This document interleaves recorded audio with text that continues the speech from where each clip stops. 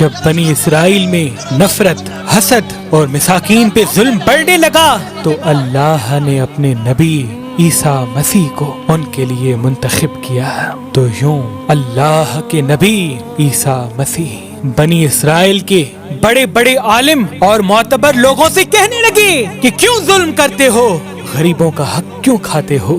اے لوگو، حقیقی اللہ وہ ہے جو سب انسانوں کو برابر کے حقوق دیتا ہے، جس کے نزدیک امیر اور غریب میں کوئی فرق نہیں، کالے رنگ والا اور سفید رنگ والا برابر ہے۔ لوگ حضرت عیسیٰ مسیح کا مذاق اڑانے لگے اور پھر اللہ کے نبی اللہ کی نشانیاں زمین پر ظاہر کرنے لگے۔ آپ کو مسیح اس لیے کہا جاتا ہے کیونکہ مسیح کا مطلب کثرت سے زمین پہ سیاحت کرنے والا یا ہاتھ پھیرنے والا، کیونکہ اللہ نے آپ کے ہاتھ میں شفا رکھی تھی۔ آپ نابینا کی آنکھوں پر ہاتھ پھیرتے تھے تو وہ دیکھنا شروع کر دیتا تھا۔ کوڑ کے مریض جس سے پوری دنیا نفرت کرتی تھی، آپ کے مبارک ہاتھ جب کسی کوڑ کے مریض پہ لگتے تھے تو اللہ کے کرم سے وہ صحت یاب ہو جاتا تھا۔ آپ مٹی کے پرندے بنا کے جب فضا میں پھینکتے تھے تو وہ مٹی کے پرندے زندہ ہو کر اڑنا شروع ہو جاتے تھے، اور جب بھی آپ کسی مردے کے اوپر ہاتھ رکھتے تھے تو وہ اللہ کے فضل و کرم سے زندہ ہو کر بولنے لگتا تھا۔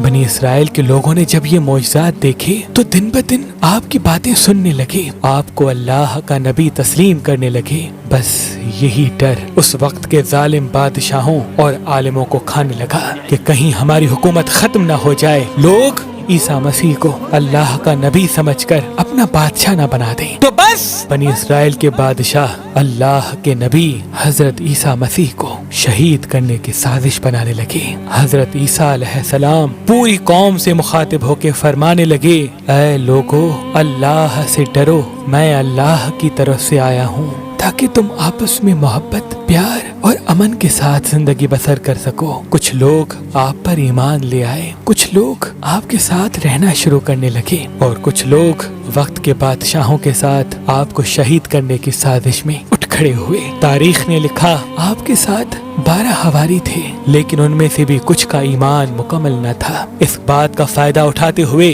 بنی اسرائیل کے عالم اور بادشاہوں نے ان حواریوں کو خریدنا چاہا۔ ان میں سے ایک جس کا نام یہودا تھا، اس نے وقت کے بادشاہ کے سامنے اپنے آپ کو بیچ دیا اور یہ کہا کہ میں تمہیں بتاؤں گا کہ عیسیٰ مسیح کہاں ہے، اور یوں یہودا ان لوگوں کے لیے جاسوسی کرنے لگا۔ ان دنوں اللہ کے نبی حضرت عیسیٰ علیہ السلام مذہبی تہوار فس منانے کے لیے بیت المقدس آئے ہوئے تھے۔ کھانا کھانے کے بعد آپ شہر سے باہر آتے ہیں اور کرشمنی نامی ایک جگہ پر رات گزارنے کے لیے ٹھہرتے ہیں۔ اپنے شاگردوں سے الگ ہو کر اللہ سے مخاطب ہوتے ہیں، اے اللہ، میں جانتا ہوں یہاں کے بادشاہ اور علماء مجھ سے نفرت کرتے ہیں اور مجھے قتل کرنا چاہتے ہیں۔ اے میرے خالق، میری مدد فرما اور مجھے ان کے شر سے نجات دے۔